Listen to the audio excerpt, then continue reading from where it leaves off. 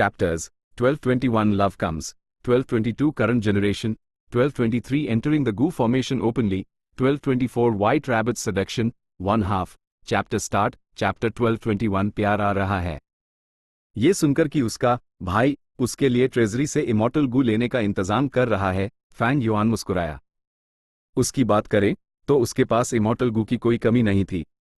Rank 6 immortal गू तो भूल ही जाओ, फैंग युआन के पास तो कई रैंक 7 इमॉर्टल गू भी थे।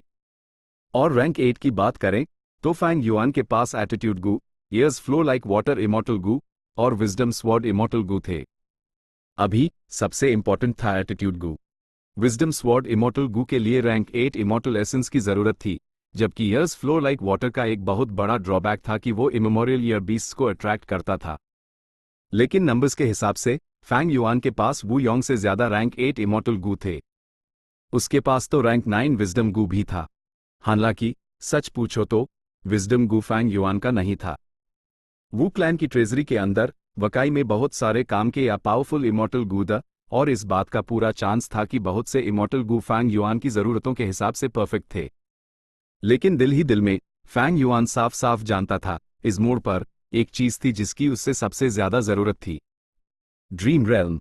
जब तक वो ड्रीम रेल्म में एंटर कर सकता था, फैंग युआन अनरावल ड्रीम का इस्तेमाल करके अपने अटेनमेंट लेवल्स तेजी से बढ़ा सकता था। जब उसके अटेनमेंट लेवल्स बढ़ जाएंगे तो वो और भी ज्यादा इमॉर्टल एपर्चर्स को अपने अंदर मिला पाएगा। अभी की तरह नहीं, जब वो अपने अटेनमेंट लेवल्स की वजह से रुका हुआ था, वो बहुत सारे ब्लेस्ड लैंड्स को अपने अंदर नहीं मिला सकता था। गू इमॉर्टल्स वैसे भी काफी कम थे।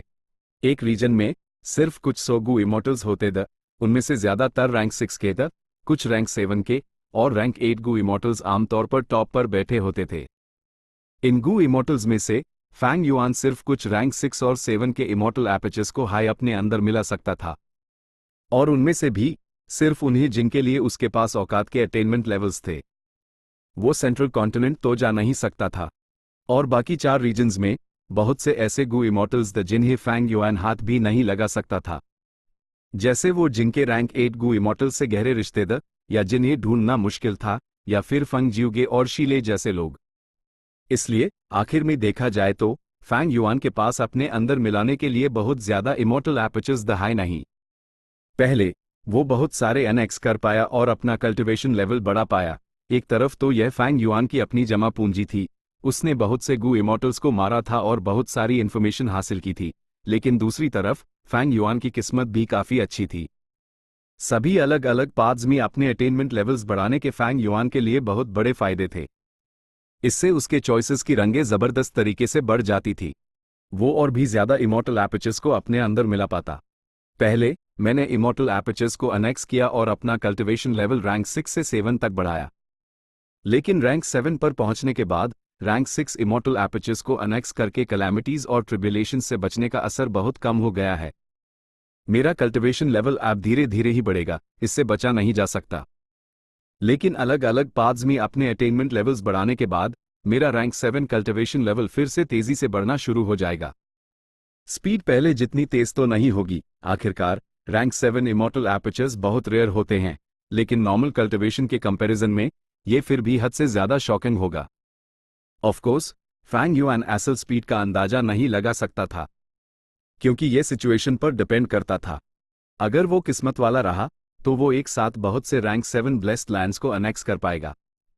अगर काफी मिल गए तो वो रैंक 8 तक पहुंच जाएगा, ये नामुमकिन नहीं था। ये थी सॉवरेन इमॉर्टल एपर्चर की ताकत। स्पेक्ट्रल सोल ने 1 लाख साल खर्च किए थे, शैडो सेक्ट और ज़ॉम्बी अलायंस को कुर्बान करके ये इमॉर्टल गू बनाया था। उसके पीछे एक अच्छी खासी वजह थी। आम गू इमॉर्टल्स के लिए कल्टीवेशन का ये तरीका नामुमकिन था। लेकिन अगर मैं 5 रीजन्स को मिला भी लूं तो रैंक 7 ब्लेस्ड लैंड्स ज्यादा नहीं हैं। मैं अभी के लिए रैंक 8 में एडवांस होने के बारे में भूल ही जाता हूं। फैंग युआन ने सोचा, फौरन रैंक 8 बनने के चांसेस बहुत ही कम थे। उसका दिमाग बिल्कुल साफ था। फैंग युआन हद से ज्यादा लालची नहीं था। वो जानता था कि क्या इंपॉर्टेंट है और किस चीज की चिंता कम करनी है। इसलिए वू योंग के सामने उसने कहा, मुझे ट्रेजरी जाने की कोई जरूरत नहीं है, मुझे पता है मुझे क्या चाहिए। ओह, वू योंग हैरान हुआ। आगे फैंग युआन ने 2 इमॉर्टल गू के नाम लिए। एक रैंक 6 का था, दूसरा रैंक 7 का। वू योंग अब और भी ज्यादा हैरान था। उसने फैंग युआन को गहरी नजर से देखा, समझते हुए कि वो क्या चाहता है। लेकिन उसने फिर भी अनजान बनने का नाटक किया। ये दोनों इमॉर्टल गू सुपर गू फॉर्मेशन का हिस्सा हैं। उन्हें इस विशाल ड्रीम रेल्म को घेरने के लिए पहले ही इस्तेमाल किया जा चुका है। तुम शो हो कि तुम्हें यही चाहिए? फैंग युआन ने बिना किसी झिझक के सर हिलाया, ये दिखाते हुए कि उसने अपना फैसला कर लिया है। सुपर गू फॉर्मेशन बनाने और ड्रीम रेल्म को प्रोटेक्ट करने के लिए सदर्न बॉर्डर के राइचस पाथ फोर्सेस ने मैन पावर और रिसोर्सेज दोनों दिए थे। वू क्लैन ने CHEH इमॉर्टल गू लगाए थे। इस इंफॉर्मेशन को छुपाने की कोई जरूरत नहीं थी। फैंग युआन ने यह कियाओ क्लैन के गू इमॉर्टल से सीखा था। रही बात उसने ये डू इमॉर्टल गू क्यों चुने, वो इसलिए क्योंकि वो सुपर गू फॉर्मेशन के ऑपरेशंस के लिए बेहद जरूरी थे। ये कह सकते हैं, अगर फैंग युआन इन इमॉर्टल गू का मालिक बन गया तो सुपर गू फॉर्मेशन में सबसे बड़ी बात उसी की होगी। फैंग युआन ने गंभीरता से बोलना जारी रखा, भाई, आप पैदा होने से ही क्लैन में रहे हैं। आपके पास सदर्न बॉर्डर की सबसे मजबूत सुपर फोर्स का सपोर्ट है। लेकिन मैं अलग हूं। मेन ईस्टर्न सी में बिना किसी की मदद के बड़ा हुआ हूं। मैं एक अकेला कल्टीवेटर हूं। आप कभी लोन कल्टीवेटर नहीं रहे, आप हमारा दर्द नहीं समझेंगे। इसलिए इस बार मैंने सदर्न बॉर्डर आने का सोचा। वो क्लैन ज्वाइन करने के लिए मैं अब ईस्टर्न सी वापस नहीं जाना चाहता। मैं मानता हूं कि मेरी एम्बिशंस हैं, लेकिन किस गू इमॉर्टल की एम्बिशन नहीं होती? भाई, मैं सच कहूंगा, आप एक रैंक 8 गू इमॉर्टल हैं। आपके पास रैंक 8 इमॉर्टल गू है। आप वो क्लैन के फर्स्ट सुप्रीम एल्डर हैं। आप वो क्लैन में आज़ादी से रहते हैं। रही बात मेरी, मेन ईस्टर्न सी से आया हूं। मेरे पास सिर्फ रैंक 7 कल्टिवेशन लेवल है। मेरे पास कुछ ट्रांसफॉर्मेशन पाथ मेथड्स हैं, लेकिन मैं आपसे मुकाबला कैसे कर सकता हूं? मैंने आपसे लड़ने के बारे में कभी सोचा ही नहीं। मैं बस चाहता हूं कि मेरा कल्टीवेशन का सफर जारी रहे। कियाओ क्लैन का मेरे साथ एक अलायंस एग्रीमेंट है, इसलिए उन्होंने मुझे यहां आने के लिए सपोर्ट किया। मैं मजबूर था। कियाओ क्लैन की मदद के बिना मैं मां के फ्यूनरल में भी नहीं आ सकता था। लेकिन मैं अभी भी एक वू क्लैंसमैन हूं। मेरे अंदर वू क्लैन का खून बीता है। मेरी मां ने शायद मुझे बचपन में छोड़ दिया था, लेकिन उन्होंने अपने आखिरी दिनों में मुझे वापस आने के लिए कहा था। वो जो भी सोचे, वो हमेशा से मेरी सगी मां ही है। पिछले कुछ दिनों से मैं सोच रहा हूं, ड्रीम रेल्म की जगह ही वो जगह है जहां मैं जाना चाहता हूं। मेन वू क्लैन छोड़कर हमेशा के लिए वही कल्टिवेट करने को तैयार हूं। मुझे बस क्लैन से थोड़ा सपोर्ट चाहिए, ताकि मेन कल्टिवेशन रिसोर्सेज के बिना ना रहूं। इस तरह मैं संतुष्ट रहूंगा। फैंग युआन ने पूरी ईमानदारी से बात की। ये एक दिल को छू लेने वाली स्पीच थी। आखिर तक आते आते उसकी ईंट भी लाल हो गई। उसने वू योंग के सामने गहराई से सर झुकाया। वू योंग पिघल गया। वो अपनी सीट से उठा, फैंग युआन की तरफ गया और उसके कंधे पकड़ लिए। मेरे भाई, वो बोला। उसकी आवाज कांप रही थी, उसका एक्सप्रेशन जोश से भरा था। तुम मेरे छोटे भाई हो, हमारी मां एक ही है। मैं तुम्हारे इरादे समझता हूं। मैं तुम्हारी मुश्किलें समझता हूं, और मैं खुश हूं कि तुम मेरी परेशानियां समझते हो। अगर ऐसी बात है, तो मैं तुम्हारी रिक्वेस्ट मान लूंगा। जो तुमने आज कहा है यूज भूलना मत। बड़े भाई, फैंग युआन का गला भर आया। उसकी ऊँट के कोनों से आंसू बहने लगे। मैं आज की बातें नहीं भूलूंगा। भाई मेरी ख्वाहिश पूरी कर रहे हैं, मैं आपको पूरी तरह से सपोर्ट करूंगा। फ्यूचर में, जब तक भाई एग्री नहीं करेंगे, मैं अपनी मर्जी से वू क्लैन के हेडक्वार्टर्स में कदम नहीं रखूंगा। मेन वू क्लैन के गू इमॉर्टल से भी हद से ज्यादा इंटरेक्ट नहीं करूंगा। वू योंग ने फैंग युआन के हाथ पकड़ लिए, उसके हाथों की पीठ थपथपाते हुए। तुम मुझे निराश नहीं करोगे, और मैं तुम्हें निराश नहीं करूंगा। एक पल बाद फैंग युआन हॉल से चला गया। फाइनली, मेन सुपर गू फॉर्मेशन में जाकर खुले आम ड्रीम रेल्म एक्सप्लोर कर सकता हूं। उसके दिल में जो जोश था, वो किसी और को बयान नहीं किया जा सकता था। इसी बीच वू योंग अपनी सीट पर बैठ गया। उसकी आंख में एक गहरी सोच थी। मेरा छोटा भाई जानता है कि उसके लिए क्या बेहतर है। उस वर्तमान सिचुएशन की पूरी समझ है। बुरा नहीं है, सच में बुरा नहीं है। उसने इमॉर्टल गू इनहेरिटेंस का जिक्र तक नहीं किया, और खुद हाईवू क्लैन का हेडक्वार्टर्स छोड़ने की पेशकश की। उसके ना रहने से जल्द क्लैन पर कंट्रोल कर पाऊंगा। ड्रीम रेल्म भी काफी बेकार है। मौजूदा तरीके इस खजाने के पहाड़ को खोद नहीं सकते। जब तक वो शांति से सुपर गू फॉर्मेशन की रक्षा करता है और शांति से कल्टिवेट करता है, वू क्लैन में अथॉरिटी हासिल करने की कोशिश किए बिना, तो क्या हुआ अगर मुझे उसके मांगे गए कल्टिवेशन रिसोर्सेज से कई गुना ज्यादा देना पड़े? ड्रीम रेल्म अभी ऐसा है, लेकिन फ्यूचर का कुछ नहीं कह सकते। आखिरकार यह ग्रेट ड्रीम इमॉर्टल वेनरेबल के बारे में एक भविष्यवाणी है। ही वैसे मेरे छोटे भाई की एम्बिशंस छोटी नहीं हैं। लेकिन जैसा उसने कहा, किसकी एम्बिशंस नहीं होती? एम्बिशंस होना डरावना नहीं है, डरावना तब है जब तुम्हारी एम्बिशंस इतनी बड़ी हो जाएं कि तुम अपनी सीमाएं है ना पहचान सको और अपनी काबिलियत से बाहर कुछ बेवकूफ़ी कर बैठो। For example, Qiao clan, HMPH, Central Continent, Spirit Affinity House. Chao Lian ये एक मूर्ति की तरह जमीन पर घुटने टेके बैठी थी। उसके सामने का घर मजबूती से बैंड था, कोई हलचल नहीं थी। फंग जिन हुवांग अब यहां नहीं रहती थी। चाओ लियान यून ये जानती थी, लेकिन वो फिर भी यहां घुटने टेके बैठी रही, क्योंकि वो जानती थी कि यही उसकी आखिरी उम्मीद थी। उससे इससे पकड़ कर रखना ही था, क्योंकि इसके अलावा कोई और ऑप्शन नहीं था। इस वक्त चाओ लियान यू के पैर सुन्न हो गए थे। वो इतनी थक गई थी कि उससे चक्कर आ रहे थे। इस बेहोशी में उसके दिमाग में अतीत की यादें उभार आयं। एक घास का मैदान था जिसमें जंगली फूल खिल रहे थे। ये फूल आपके लिए है, मिस सियो यून। कहते हैं कि औरतों को फूल पसंद होते हैं। मा होंग ये अपने साथ फूलों का गुलदस्ता लेकर चाओ लियान यू के सामने खड़ा था, शर्माते हुए मुस्कुरा रहा था। बदबू आ रही है। चाओ लियान यू ने अपनी नाक ढक ली, नफरत से कहते हुए, ये कैसे फूल तोड़कर लाए हो? ये बदबूदार मक्खी फूल तो सिर्फ जानवरों के गोबर पर उगते हैं। ले जाओ इन्हें, दूर ले जाओ मुझसे। मा होंग यून हैरान रह गया। उसने जवाब दिया, क्योंकि ये गोबर पर उगते हैं, इसीलिए तो ये बड़े और मजबूत हैं। चाओ लियान यू ने एड़ घुमाई। उसने गुस्से में मा होंग यू के पैर पर पैर मारा। दफा हो जाओ बेवकूफ, तुम मेरे लिए फूल क्यों ढूंढ रहे हो? तुम्हें सोचना चाहिए कि अपने यंग मास्टर को कैसे खुश करना है। इडियट कहीं के। मा होंग यून दर्द से कूद पड़ा। उसने धीरे से कहा, मैं आपका शुक्रिया करना चाहता था। मेरे लिए झूठ बोलने के लिए शुक्रिया, वरना जूते चुराने के जुर्म में मुझे फांसी दे दी जाती। अतीत के दृश्य धीरे धीरे धुंधले हो गए। चाओ लियान यून ठंडी, कठोर सच्चाई में वापस आ गई। बड़ा बेवकूफ। लेकिन मैं अब क्या कर रही हूं? मैं भी तो एक बेवकूफी लग रही हूं ना। सोचा ना था कि मैं, चाओ लियान यून, भी ऐसी बेवकूफी करूंगी। तुम हमेशा बेवकूफों वाले काम करते हो, लेकिन रिजल्ट्स हमेशा अच्छे ही निकलते हैं। मैं तुम नहीं हूं, लेकिन यही एक चीज है जो मैं कर सकती हूं। मैं बस एक आम इंसान हूं। ये सोचते हुए चाओ लियान यू की आंखों से आंसू बहने लगे। उसके दिल में जो दुख और तकलीफ थी, उस शब्दों में बयान नहीं किया जा सकता था। तभी उसकी धुंधली नजर में उसने एक गू देखा। रैंक 9 लव गू। वो चाओ लियान यू के सामने उड़ रहा था। चैप्टर 1222 इस जनरेशन की फेरी, चाओ लियान यू। रैंक 9 लव गू। चाओ लियान यून इस गूवर्म को नहीं पहचानती थी, लेकिन इससे उससे इस गूवर्म की अनोखी बात समझने में कोई दिक्कत नहीं हुई, क्योंकि उसकी नज़र में ये गूवर्म दुनिया का केंद्र बन गया था। इसका शरीर रंगीन रोशनियों से चमक रहा था। पूरा गूवर्म ऐसा लग रहा था जैसे ब्रह्मांड में जलने वाली सबसे गर्म आग हो। सारी हकीकत उलट पुलट हो जाएगी। इस दुनिया की हर चीज इसके आयाडी गिर्द घूमेगी। क्या ये एक चमत्कार है? चाओ लियान यून का चेहरा आंसुओं से भीगा था। उसके दिमाग में एक आखिरी ख्याल आया। इसके बाद वो जमीन पर गिर गई, बेहोश होकर। स्पिरिट एफिनिटी हाउस में हंगामा मच गया। लव गू, यह स्पिरिट एफिनिटी हाउस का सिग्नेचर इमॉर्टल गू था।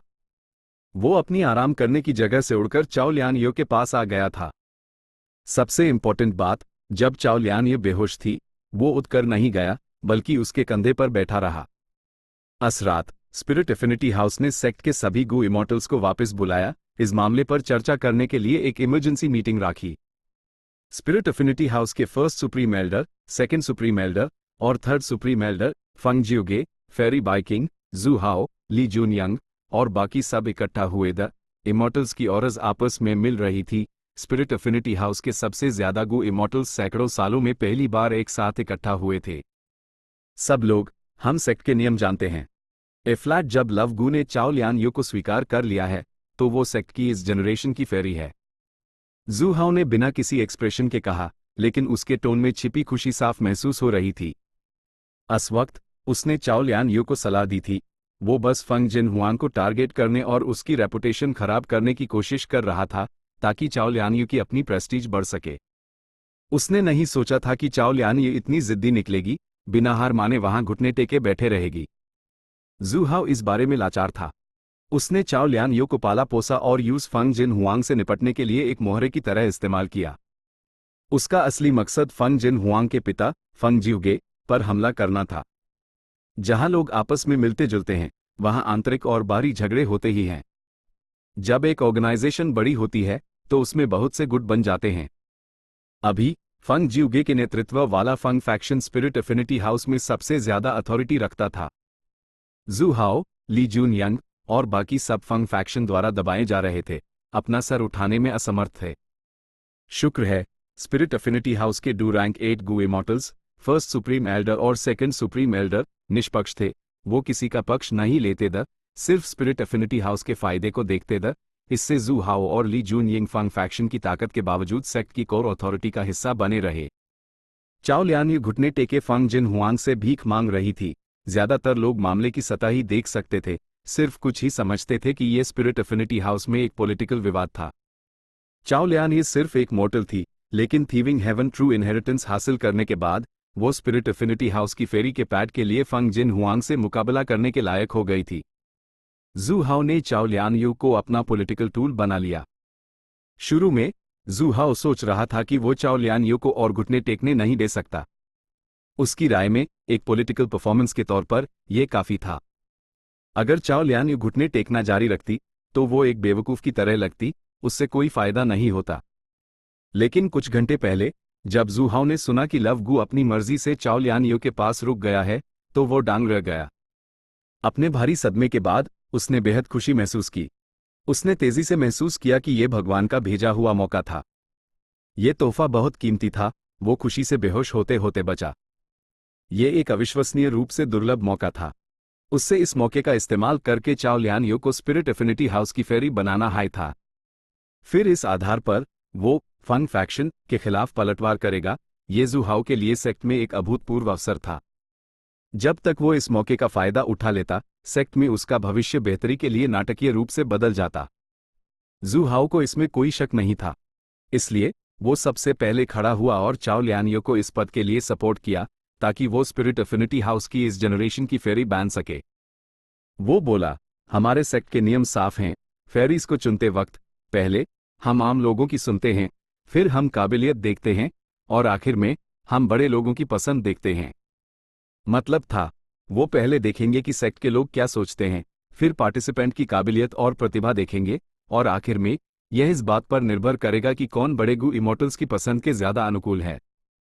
जू हाओ ने बोलना जारी रखा, अभी आम लोगों की बात करें तो चाओ लियान यू शायद एक अदरवर्ल्डली डेमन है, लेकिन उसमें प्यार और वफादारी है।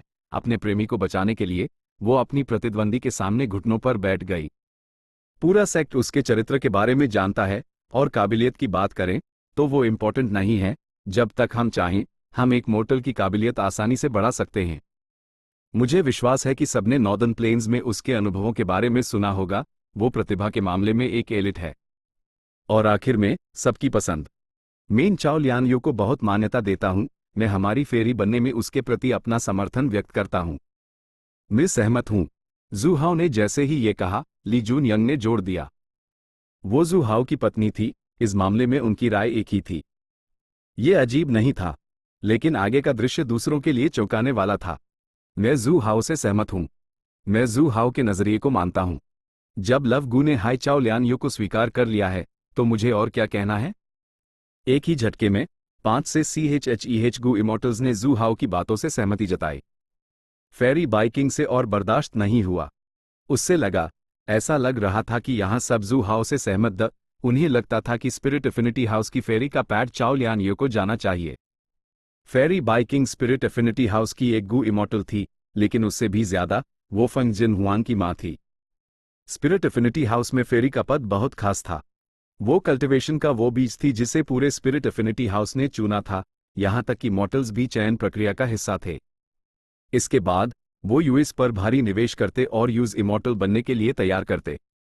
हर जनरेशन की फेरी पूरी तरह से मैच्योर होने पर स्पिरिट एफिनिटी हाउस की प्रतिनिधि बनती। स्पिरिट एफिनिटी हाउस एक संगठन था, और संगठनों को न सिर्फ पुराने एक्सपर्ट्स की जरूरत होती है, बल्कि नए गु इमॉर्टल्स की भी, ताकि नया खून डाला जा सके और सिस्टम आसानी से चलता रहे।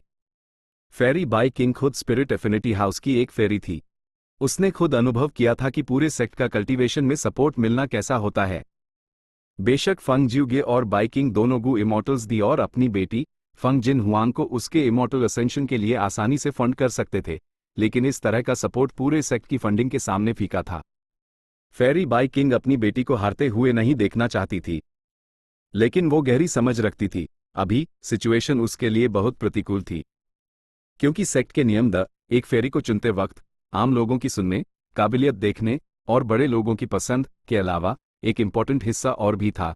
वो था, एक बार जब लव गु किसी को स्वीकार कर ले, चाहे वो कितना भी नापसंद किया जाए या उसकी काबिलियत कितनी भी खराब हो या गु इमॉर्टल बड़े लोग उससे कितनी भी नफरत करते हों, वो इस जनरेशन का फेरी बन जाएगा, चाहे सिचुएशन कुछ भी हो या चाहे वो मर्द हो या औरत।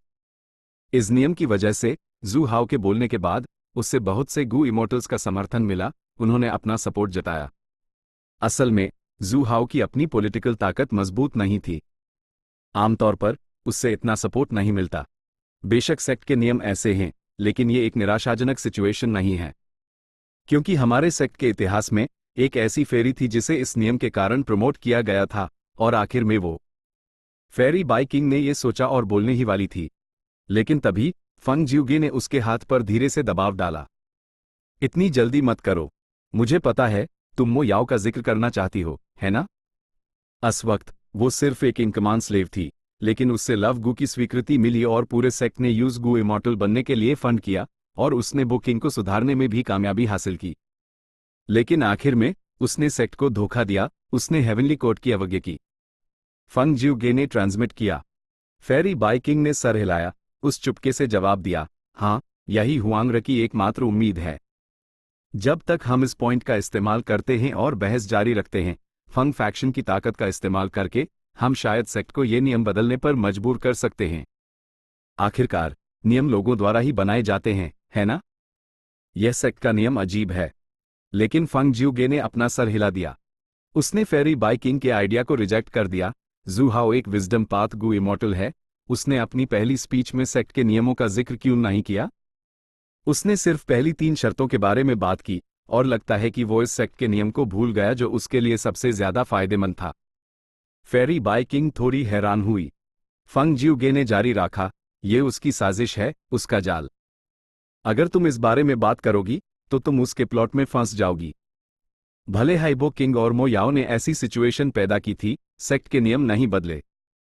यी टियन माउंटेन की लड़ाई के बाद हमारे सेक्ट पर बहुत दबाव पड़ा, लेकिन हमारे नियम तब भी नहीं बदले। ये एक बहुत गहरा मामला है, इसमें दिखने से कहीं ज्यादा है।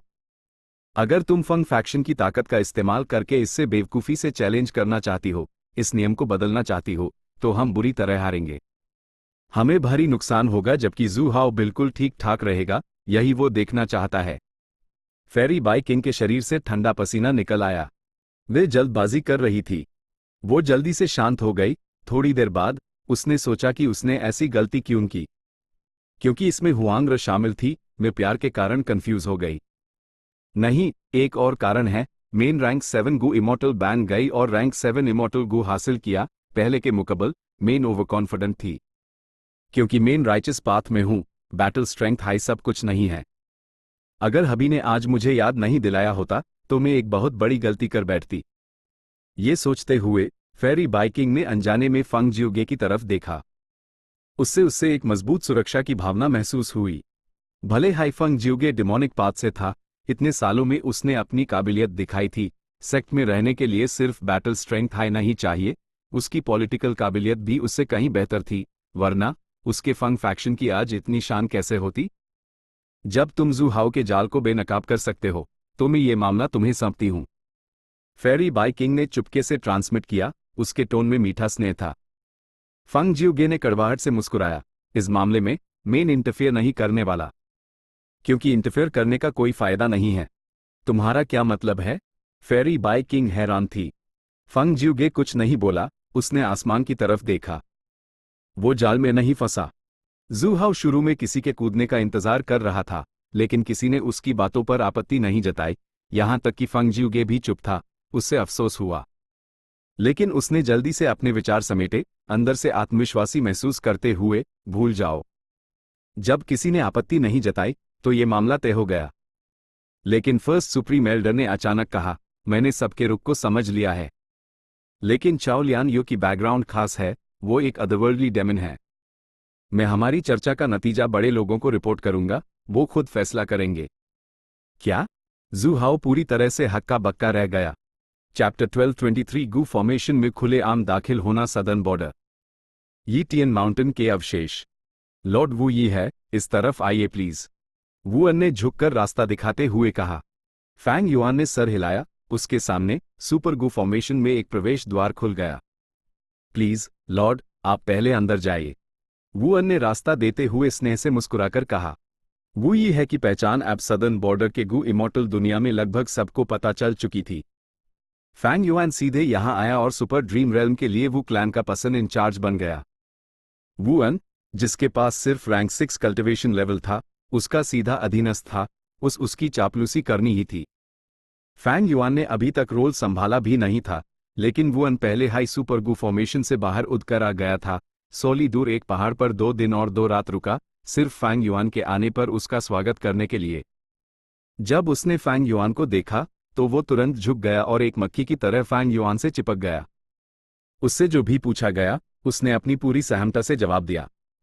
अगर फैंग युआन उसके पिछवाड़े पर लात मारना चाहता, तो वो यकीनन अपने पिछवाड़े को फैंग युआन के पैर के पास ले जाता ताकि वो और सुविधा से लात मार सके।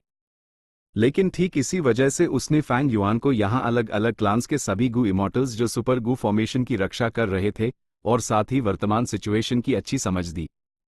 फैंग युआन ने वुअन के साथ कोई फॉर्मेलिटी नहीं दिखाई, वो पहले अंदर गया और वुअन उसके पीछे पीछे मुस्कुराते हुए और सर झुकाए हुए चला। बहुत से गू इमॉर्टल्स इस दृश्य को चुपके से देख रहे थे। वो ये है आ गया, कुछ समय पहले ही उसने वू क्लैन का इमॉर्टल किलर मूव इस्तेमाल किया और अपने ईस्टर्न सी गू इमॉर्टल के स्टेटस से छुटकारा पा लिया। वो अब सदर्न बॉर्डर का एक सच्चा मेंबर है। बाक्वान फंग ने अपने बगल में बैठे गू इमॉर्टल के एक्सप्रेशन को ध्यान से देखते हुए कहा। वो कोई और नहीं बल्कि सदर्न बॉर्डर के गू इमॉर्टल दुनिया में सार्वजनिक रूप से माने जाने वाले सबसे मजबूत रैंक 7 एक्सपर्ट ओल्ड ट्रीमन बाद थे। बाद ने अपनी नजर हटाई, साफ साफ कहते हुए, अभी के लिए देखते हैं। ये कहकर वो मुड़ा और चला गया। ऐसा लग रहा था जैसे वो ये है का आना उसके लिए एक मामूली बात थी। बाक्वान फंग निराश हो गया। वो बाद का रिएक्शन देखना चाहता था। वो ये है यहां था, लेकिन वो एक नया था, चाहे वो सुपर गू फॉर्मेशन हो या सदर्न बॉर्डर की गू इमॉर्टल दुनिया, वो एक न्यूकमर था। वो डू मार गई थी। वू क्लैन के पास अब सिर्फ एक रैंक 8 गू इमॉर्टल बचा था, वू योंग। उनकी ताकत बहुत गिर गई थी। बहुत से क्लान्स हमला करने का इंतजार कर रहे थे, खासकर मजबूत बा क्लैन।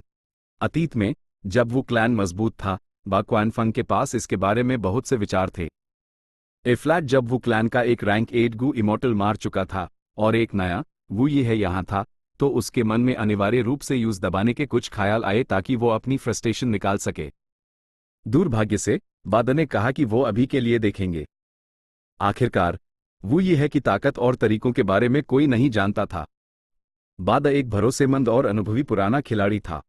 अगर वो ये है भोला भला निकला या उसकी ताकत कम हुई, तो यूज बाक्लैन को इस सुपर गू फॉर्मेशन का मुख्य कंट्रोलर बनाने में कोई ऐतराज नहीं होगा। सुपर गू फॉर्मेशन के अंदर एक जगह थी जो पूरे सुपर ड्रीम रेल्म को जीहे हुए थी, एक विशाल शहर जैसा कुछ बनाती हुई। हर हिस्से की रक्षा एक क्लैन करता था। 13 राइचस पाथ फोर्सेस ने इस सुपर गू फॉर्मेशन की जगह को 13 हिस्सों में बांट लिया था। वू क्लैन ने जो जगह घेर राखी थी वो बहुत बड़ी थी, 13 में से सबसे बड़ी जगहों में से एक थी। उनके बराबर का एकमात्र क्लैन बा क्लैन था। यहां तक कि टाई क्लैन और शांग क्लैन भी कम थे। फैंग युआन अंदर गया और क्योंकि उसके पास वू क्लैन द्वारा दी गई जानकारी थी और उसके पास उसका चमचा वुअन था, वो रास्ता नहीं भटका। जल्द ही उसने कोर तक का रास्ता ढूंढ लिया और वू क्लैन के एक और गू इमॉर्टल वू लियाओ से मिला। इस आदमी के कंधे चौड़े और कमर पतली थी। वो बहुत बहादुर और वीर लग रहा था। उसकी थोड़ी के नीचे सुई जैसी दाढ़ी थी। उसने फैंग युआन को बिना किसी अधीनता के टोन के सलाम किया। लॉर्ड वू ये है को प्रणाम। मुझे माफ करना कि मैं आपका स्वागत नहीं कर सका, मुझे यहां रहने का काम सौंपा गया था। उसका टोन शांत था, उसके अंदर गर्व बसा हुआ था। फैंग युआन को बहुत मजा आया। वुअन और वू लियाओ दोनों के पास रैंक 6 कल्टिवेशन लेवल था, लेकिन उनके एटीट्यूड बिल्कुल विपरीत थे। ए फ्लैट जब वो ये है यहां था, वू क्लैन के सभी तैनात गू इमॉर्टल्स सुपर गू फॉर्मेशन में यहाँ थे। शुरू में एक रैंक 7 गू इमॉर्टल था, लेकिन जब से फैंग युआन आया उस कहीं और भेजे दिया गया। वू क्लैन बहुत बड़ा था, यह सदर्न बॉर्डर के राइचिस पाथ की नंबर 1 फोर्स थी, लेकिन उनके पास इस्तेमाल करने के लिए बहुत ज्यादा गू इमॉर्टल्स नहीं थे। हर गू इमॉर्टल ताकत का एक हिस्सा था जिसे समझदारी और ध्यान से सही जगहों पर इस्तेमाल करने की जरूरत थी। चलो पहले जरूरी मसले हल करते हैं। मुझे यकीन है कि तुम्हें हमारे क्लैन के आदेशों के बारे में पता होगा। मुझे अपने डू इमॉर्टल गू रिफाइन करने के लिए ले चलो, फैंग युआन ने कहा। यह पहला इंपॉर्टेंट मिशन था। वू लियाओ ने देखा कि वू यह तेजी से काम करता है, उससे उसके प्रति एक मान्यता की भावना महसूस हुई। वुअन तेजी से फैंग युआन के पास दौड़ा, चापलूसी भरी मुस्कान के साथ। लॉर्ड, इस तरफ प्लीज, मैं आपको अभी वहां ले चलता हूं। एक पाल बाद फैंग युआन ने सफलतापूर्वक दोनों इमॉर्टल गू रिफाइन कर लिए। दूसरे लोगों के इमॉर्टल गू रिफाइन करना आसान नहीं था, लेकिन वू क्लैन के सहयोग से बात अलग थी। फैंग युआन ने आखिरकार राहत की सांस ली। वो जानता था वू क्लैन की ट्रेजरी में निश्चित रूप से ऐसे इमॉर्टल गू द जो उसके लिए बेहतर या ज्यादा उपयुक्त थे, लेकिन उसने फिर भी इन डू इमॉर्टल गू को हाई चुना।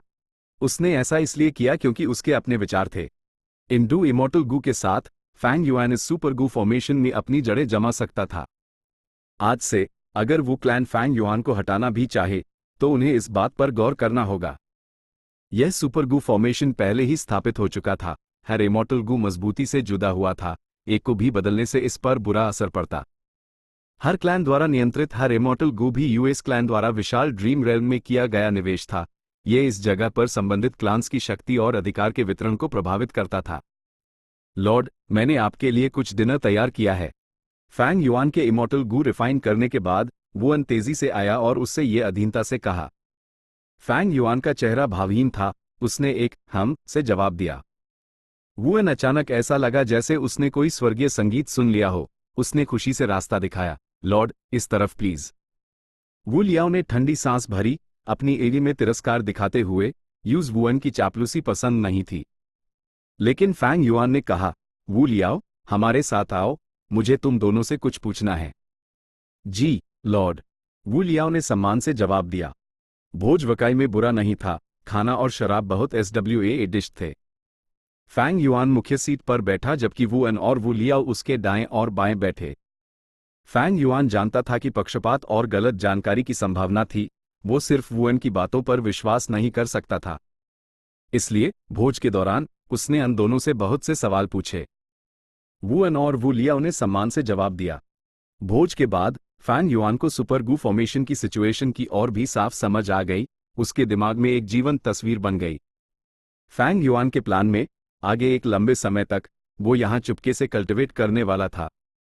उससे यहां के माहौल के बारे में साफ साफ पता होना चाहिए था। राइचस पाथ और डेमोनिक पाथ अलग थे। डेमोनिक पाथ आज़ादी से काम करता था जबकि राइचस पाथ नियमों की बात करता था। राइचस पाथ के नियम क्या थे? ये बस एक लंबे समय से बने रीति रिवाजों से ज्यादा कुछ नहीं थे, लाभ के वितरण से जुड़े एक खेल के नियम। फैंग युआन समझ गया कि जब से वो ये है कि पहचान का इस्तेमाल करके यहां आया है, यूज मामले राइचस पाथ के तरीकों से हाई सुझाने होंगे। अगर उसने यहां डिमोनिक पथ के तरीके इस्तेमाल किए तो उसके दुश्मन खुशी से हंसेंगे और उसका क्लैन उससे दूरी बना लेगा। यहां तक कि अगर वू योंग अपने भाई का पक्ष लेता है तो वो दबाव से नहीं पाएगा, क्लैन की खातिर यूज फैंग युआन को कहीं और भेजना पड़ेगा। आखिरकार वू क्लैन वू योंग के नेतृत्व में था। वू क्लैन कभी प्रभुत्वशाली क्लैन था, लेकिन बा क्लैन, शांग क्लैन और टाई क्लैन वू क्लैन के नीचे रहने को तैयार नहीं थे। कियाओ क्लैन वू क्लैन का सबसे वफादार सहयोगी था, लेकिन वू डूजू की मौत के बाद सिचुएशन बहुत बदल गई थी। बा क्लैन हलचल कर रहा था और हमला करने को तैयार था, खासकर जब ओल्ड ट्रीमन बादा को यहां ड्रीम रेल्म की रक्षा के लिए भेजा गया था। सिर्फ इससे ही फैंग युआन तेजी से महसूस कर सकता था कि अब से बा क्लैन उसका मुख्य प्रतिद्वंदी होने वाला है। रही बात कियाओ क्लैन की, फैंग युआन को थोड़ा सिरदर्द महसूस हुआ। वो यहां आया, उसने कियाओ क्लैन के साथ किए गए समझौते के खिलाफ काम किया था। रही बात कियाओ क्लैन का रवैया क्या होगा और वो उस कितना सपोर्ट देंगे, फैंग युआन अनिश्चित था। भोज के बाद फैंग युआन ने वुअन और वू लियाओ को भेजे दिया, अकेले आराम कर रहा था। जाने से पहले वुअन कुछ कहना चाहता था, लेकिन वो इस बारे में बहुत झिझक रहा था। वू लियाओ चुपचाप चला गया। इसके बाद फैंग युआन के बारे में उसकी राय बेहतर हो गई थी। भोज के दौरान उसने बहुत सटीक सवाल पूछे, भले हाई वू लियाओ को उनका जवाब देने में मुश्किल हुई। उस नतीजे के तौर पर फैंग युआन की काबिलियत पर भरोसा महसूस हुआ। राइचिस पाथ गू इमोर्टल्स के लिए उनकी अपनी ताकत नींव थी, लेकिन ये काफी नहीं था। उन्हें पॉलिटिकल तरीकों में भी माहिर होना जरूरी था। लेकिन भोज के बाद अगले कुछ दिनों तक फैंग युआन सार्वजनिक रूप से सामने नहीं आया। वो अपने कमरे में छिपा हुआ कल्टिवेट कर रहा था। क्या ये है सच में सिर्फ एक लोन कल्टिवेटर है? फैंग युआन के काम लोन कल्टिवेटर्स जैसे हाइदर इससे चुपके से उस देख रहे बहुत से गू इमोर्टल्स ने ऐसा अनुमान लगाया। वू लियाओ थोड़ा निराश था। वो एक ऐसा सुपीरियर चाहता था जो सिचुएशन को दबा सके, ना कि कोई जो सिर्फ कल्टिवेट कर रहा हो। वुअन बहुत बेचैन महसूस कर रहा था। पिछले कुछ दिनों में उसने फैंग युआन को हर तरह के बहानों से बुलाया था, लेकिन फैंग युआन ने सब माना कर दिया। उसने यहां तक कह दिया कि अगर कोई जरूरी बात ना हो तो यूज डिस्टर्ब ना किया जाए। वुअन समझ नहीं पा रहा था कि फैंग युआन के दिमाग में क्या चल रहा है। जैसे जैसे समय बीता, उसकी चिंता दर में बदल गई। और वुअन के पीछे दूसरे क्लान्स के गू इमोर्टल्स भी थे। वो भी बहुत चिंतित थे। कारण साधारण था, इमोर्टल अपॉर्चुनिटी का बिजनेस। उस समय वो इमोर्टल अपॉर्चुनिटी का बिजनेस इसलिए कर सकते थे क्योंकि वो क्लैन ने उन्हें लीड किया था। कई क्लान्स के गू इमोर्टल्स के साथ मिलकर इस ट्रेड को चुपके से अंजाम दिया था। असली वो क्लैन रैंक 7 गू इमोर्टल चला गया। वो यीहे को यहां लाया गया। इसलिए इमोर्टल अपॉर्चुनिटी का बिजनेस रुकना पड़ा, क्योंकि यहां वो क्लैन का इंचार्ज वो यीहे था। सबसे इंपॉर्टेंट, उसके पास डू इमोर्टल गू का कंट्रोल था। वुअन फैंग युआन की इतनी डेस्परेशन से चापलूसी कर रहा था। उसकी सुरक्षा पाने के अलावा वो इमोर्टल अपॉर्चुनिटी बिजनेस को बचाना भी चाहता था। वुअन ने इससे बहुत लाभ प्राप्त किया था। इन लाभों के बिना वो फैंग युआन के प्रति इतना उत्साही नहीं होता। शुरू में फैंग युआन और वुअन के बीच बातचीत अच्छी चल रही थी, लेकिन जल्द ही फैंग युआन ने अजीब तरह से बिहेव करना शुरू कर दिया। वुअन उलझन में पड़ गया। इमोर्टल अपॉर्चुनिटी बिजनेस को एक्सपोज नहीं किया जा सकता था। अगर ये सार्वजनिक रूप से पता चल जाता तो उन्हें जिम्मेदार ठहराया जाता। ये भ्रष्टाचार का काम था। ये एक ऐसी जानकारी थी जिसका इस्तेमाल उनके खिलाफ किया जा सकता था।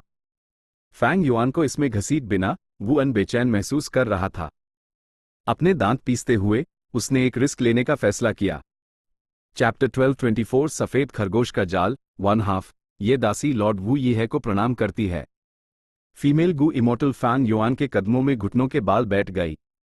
उसने एक सफेद फर कोट पहना था जो सिर्फ उसकी छाती और नीचे के शरीर को ढके हुए था।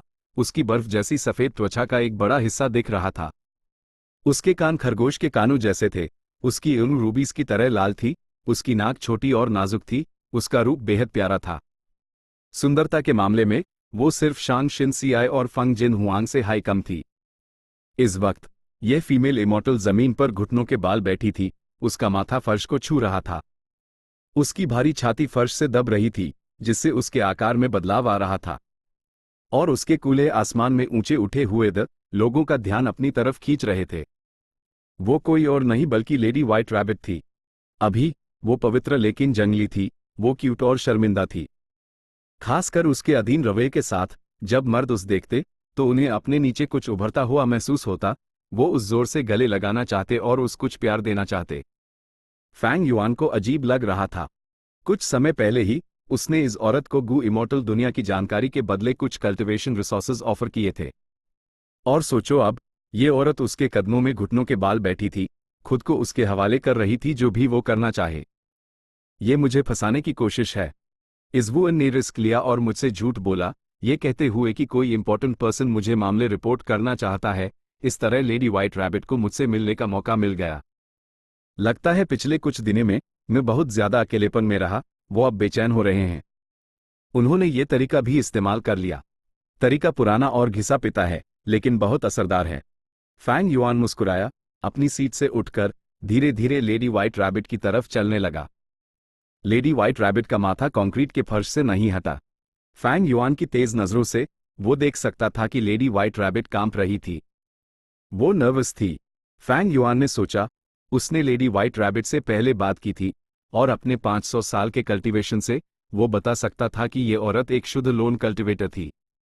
ये सोचना कि वो अपना शरीर पेश कर रही है, ये जरूर उसका पहली बार होगा। ऑफ कोर्स फैंग युआन का अनुमान गलत हो सकता था, लेकिन पांचों रीजन्स में ऐसे कम ही लोग होंगे जो उस इतनी बुरी तरह से धोखा दे सकें। लेडी व्हाइट रैबिट सच में बहुत नर्वस थी। वो घबराई हुई थी, उसका शरीर कांप रहा था, उसका दिल जोर जोर से धड़क रहा था। भले ही वो जानती थी कि यूं शांत रहना है और वुअन की बातों पर अमल करना है, वो ये नहीं कर पा रही थी। जानना आसान था, करना मुश्किल। पता चला कि लुभाना इतना आसान नहीं होता। लेडी व्हाइट रैबिट ने मन ही मन आह भरी। इसके अलावा उससे कुछ शर्म और गुस्सा महसूस हो रहा था, साथ ही अविश्वास भी। मैं सच में ऐसा कुछ कर रही हूं? वे ऐसा क्यों कर रही हूं? मैं एक ऐसे आदमी को लुभाने की कोशिश कर रही हूं जिससे मैं कभी मिली भी नहीं। लेडी व्हाइट रैबिट को बहुत अजीब लग रहा था, ये कुछ ऐसा नहीं था जो वो आमतौर पर करती। इससे पहले वो एक शुद्ध लोन कल्टिवेटर थी, दुनिया में कोई झगड़ा नहीं, वो शांति और सुकून से कल्टिवेट करती थी। अगर कोई उससे कहता कि वो भविष्य में घुटनों के बाल ये सब करेगी, तो वो निश्चित रूप से यूएस आदमी से बिना किसी शक के लड़ पड़ती। ये सब कैसे हो गया? लेडी व्हाइट रैबिट ने सोचा। उसके लोगों से अच्छे संबंध थे, इसलिए एक दिन वुअन उसके पास आया और कहा कि उसके पास एक बहुत बड़ी दौलत है जो वो उसके साथ बांटना चाहता है। उस समय लेडी व्हाइट रैबिट बहुत सतर्क और संदिग्ध थी। ऐसी अच्छी चीज उसके पास क्यों न आएगी? उससे लगा कि शायद वुअन उसके पैसे और शरीर को धोखा देने की कोशिश कर रहा है, लेकिन नहीं। लेडी व्हाइट रैबिट ने इमॉर्टल अपॉर्चुनिटी बिजनेस संभाला। वो मिडलमैन बन गई। डेमोनिक पाथ और लोन इमॉर्टल्स दोनों के पास यूएस पर विश्वास करने का आधार था। ऑफ कोर्स शुरुआती बिजनेस अच्छा नहीं था, लेकिन बाद में जब बात फैली, गू इमॉर्टल्स धीरे धीरे इस बिजनेस को समझने लगे और लोग उसकी तरफ बहते चले आए। हर बिजनेस ट्रांजैक्शन के बाद लेडी व्हाइट रैबिट प्रॉफिट्स का एक हिस्सा लेती थी। बहुत जल्द उसकी कुल संपत्ति पिछले 10 सालों की उसकी जमा पूंजी के लेवल तक पहुंच गई। लेडी व्हाइट रैबिट हैरान और खुश थी। बिजनेस बेहतर हो रहा था, उससे लगता था कि हर नया दिन और उज्जवल होगा। लेकिन एक अनापेक्षित मिसहैप अचानक भी आया, और अचानक नहीं भी। अचानक इसलिए नहीं क्योंकि लेडी व्हाइट रैबिट को पूरे मामले के बारे में पता था। रैंक 8 ग्रेट एक्सपर्ट वू डूजू वू क्लैन की गुजर गई। ईस्टर्न सी से उसका नाजायज बेटा वो ये है सदर्न बॉर्डर वापस आ रहा था और यूएस पर कई फोर्सेज ने हमला किया। आखिर में वो ये है हमलों से बच गया और सफलतापूर्वक क्लैन में वापस आ गया। एक सदर्न बॉर्डर गू इमॉर्टल बन गया। लेकिन यह अचानक इसलिए था क्योंकि लेडी व्हाइट रैबिट ने यह उम्मीद नहीं की थी कि यह मामला, जिसमें पूरा सदर्न बॉर्डर गू इमॉर्टल वर्ल्ड शामिल था, उससे भी जोड़ देगा। वो ये है जो इतना दूर था, एक ऊंचे दर्जे का, आखिरकार यहां आ गया और वो क्लैन की तरफ से सुपर गू फॉर्मेशन का इंचार्ज बन गया। इमॉर्टल अपॉर्चुनिटी बिजनेस को रोकना पड़ा क्योंकि इस बिजनेस को एक्सपोज नहीं किया जा सकता था। मूल रूप से वू क्लैन का रैंक 7 गू इमॉर्टल पर्दे के पीछे से इसको चलाने वाला शख्स था। ए फ्लैट जब वो चला गया, वो ये है आ गया। वुअन और बाकी सब इसके लाभार्थी थी, लेकिन उनके पास इस बिजनेस को जारी रखने की काबिलियत नहीं थी, क्योंकि वो इसके लायक नहीं थे। वो फैंग युआन को बाईपास करके बिजनेस जारी नहीं रख सकते थे, क्योंकि इस बिजनेस में सिर्फ 7 क्लैन्स शामिल द बा क्लैन, टाई क्लैन और शांग क्लैन इसके हिस्सा नहीं थे। उन्हें सपोर्ट करने के लिए एक मजबूत बैकग्राउंड की जरूरत थी। इसे यहां रोक दे? नहीं, बिल्कुल नहीं।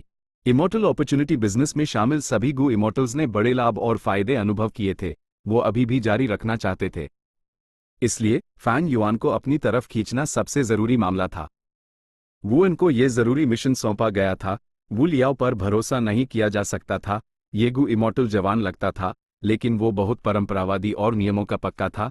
उसने हमेशा वो क्लैन के इमॉर्टल अपॉर्चुनिटी बिजनेस करने का जोर शोर से विरोध किया था। वुअन बहुत उत्साही था और फैंग युआन की देखभाल में लगा हुआ था, लेकिन वो अचानक अकेलेपन में चला गया।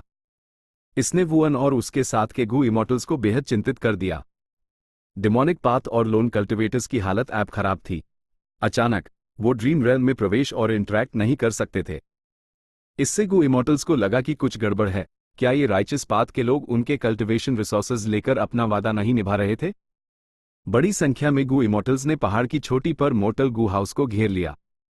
वो राइचस पाथ गू इमॉर्टल्स को नहीं ढूंढ सके, वो सिर्फ लेडी व्हाइट रैबिट को घेर सकते थे और जोर जोर से चिल्ला सकते थे, धमकियां दे रहे थे और जवाब मांग रहे थे। इस पल लेडी व्हाइट रैबिट को एहसास हुआ कि वो बेहद खतरे में है। अगर इमॉर्टल अपॉर्चुनिटी बिजनेस जारी नहीं रह सका, तो न सिर्फ उसका भविष्य उज्जवल नहीं होगा, बल्कि इन भेड़ियों द्वारा यूज चीयर फाड़ दिया जाएगा, उसका अंजाम निश्चित रूप से बुरा होगा। इस सिचुएशन में वुअन आया और अपनी मीठी बातों से आखिरकार लेडी व्हाइट रैबिट को माना लिया। लेडी व्हाइट रैबिट सिचुएशन से मजबूर थी, उसके पास इस तरह से तैयार होकर फैंग युआन से मिलने के अलावा कोई चारा नहीं था। अपनी खूबसूरती का इस्तेमाल करके वो क्लैन के इस गू इमॉर्टल को लुभाना था, ताकि वो बाहर आकर इमॉर्टल अपॉर्चुनिटी बिजनेस को संभाल ले। अपना सर उठाओ। तभी लेडी व्हाइट रैबिट ने फैंग युआन का आदेश सुना। लेडी व्हाइट रैबिट का शरीर कांप उठा, उसका दिल लगभग रुक ही गया था। उसने गहरी सांस ली, उसने अपना सर उठाया, फैंग युआन की तरफ देखा। फैंग युआन इस खूबसूरत लड़की को नीचे देख रहा था। वो जमीन पर पड़ी हुई थी, अपना सर उठाकर यूज देख रही थी।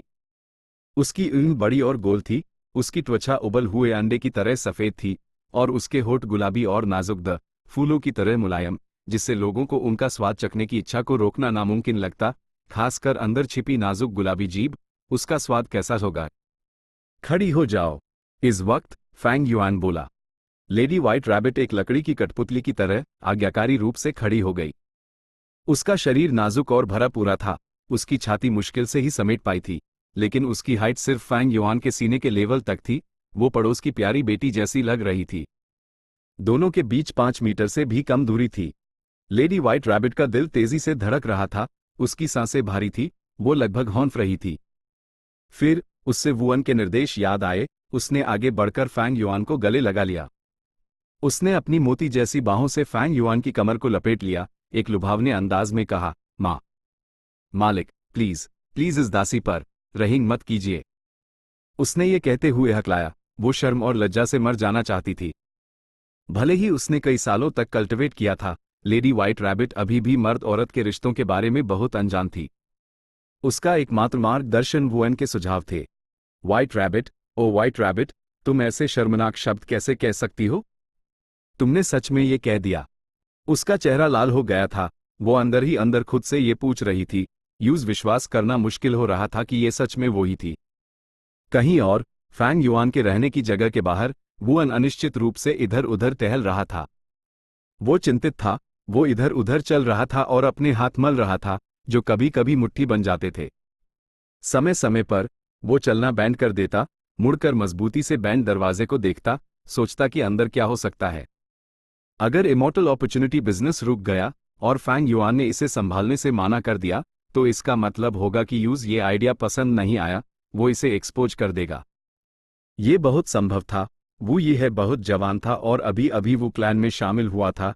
यूज क्लैन के सामने खुद को साबित करने की जरूरत थी। उसका भाई वू योंग था, उसके पास निश्चित रूप से कल्टिवेशन रिसोर्सेज की कमी नहीं थी। फिलहाल फायदे उसके लिए रेपुटेशन से कम जरूरी थे। इस तरह लेडी व्हाइट रैबिट का काम तमाम हो जाता, भले ही वो ना माटी राइचस पाथ उसकी तलाश में होता। वो एक लोन इमॉर्टल से एक डिमोनिक पाथ गू इमॉर्टल बन जाती। भले ही वो अनमरता नहीं, क्योंकि वो क्लैन के पास सीमित गू इमॉर्टल्स उस निश्चित रूप से अनफायदों को छोड़ना पड़ता जो उसने हासिल किए थे। यूज क्लैन द्वारा सजा भी मिलती, यूज दूर भेजे दिया जाता और उसका उज्जवल भविष्य इस बिजनेस की वजह से पूरी तरह बर्बाद हो जाता। इसी समय कदमों की आवाज सुनाई दी। वुअन ने मुड़कर देखा तो देखा कि यह आदमी एक भाले की तरह सीधा खड़ा था। उसके कदम हवा की तरह थे और उसके पूरे शरीर से एक प्रभावशाली ऑरा निकल रही थी। वुअन को बुरा एहसास हुआ। वू लियाओ, तुम यहां क्यों हो? वू लियाओ ने इस पर ठंडी सांस भरी। और क्यों? कोई बेहया आदमी लॉर्ड वू यी है को बहकाकर एक बहुत बड़ी गलती करवाना चाहता है। मैं यहां लॉर्ड को तुम्हारी सारी करतूतें बताने आया हूं। मैं चाहता हूं कि वो तुम्हारी साजिशें और बुरे इरादे जान जाएं। वुअन इतना गुस्सा था कि वो फटने वाला था। उसने वू लियाओ की तरफ इशारा करते हुए दांत पीसे। वू लियाओ, तेरी हिम्मत कैसे हुई? उसने वू लियाओ को रिश्वत देने की कोशिश की थी, लेकिन वू लियाओ ने इसे लेने से माना कर दिया। उससे ये कम नहीं लगा, ये बस उसकी शख्सियत थी। वू क्लैन के गू इमॉर्टल्स में कौन वू लियाओ की शख्सियत के बारे में नहीं जानता था? Chapter and.